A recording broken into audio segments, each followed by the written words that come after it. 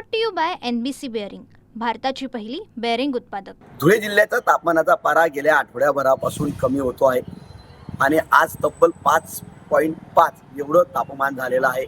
त्यामुळे मोठ्या प्रमाणात या ठिकाणी थंडी वाढलेली आहे. आपण जर बघितलं तर हे शहरातील प्रमुख रस्ते आहेत, जे रस्ते निर्मनुष्य झालेले आहेत. मोठ्या प्रमाणात या ठिकाणी नागरिक राहत असले तरी देखील वाढलेल्या थंडीमुळे नागरिक बाहेर पडण्याची धगावत नाही, कारण मोठ्या प्रमाणात ही थंडी वाढलेली आहे. त्यामुळे अनेक नागरिक जवळपास 9 वाजेपर्यंत बाहेर पडत नाही. त्यामुळे रस्ते निर्मनुष्य झालेले आहेत. गेल्या आठवड्याभरापासून वाढलेल्या थंडीचा परिणाम हा जनजीवनावर झालेला आहे. मात्र असं असलं तरी या थंडीचा फायदा हा रब्बी पिकांना होणार आहे.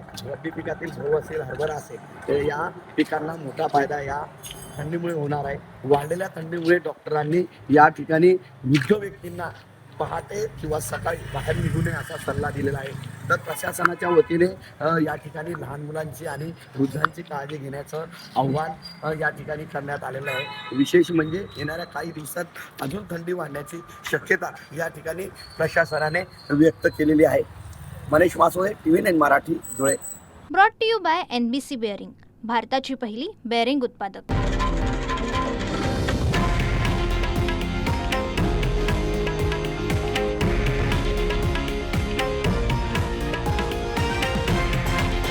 हे आहे देशातील नंबर 1 न्यूज नेटवर्क आणि आपण पाहत आहात TV9 मराठी, एकमेव.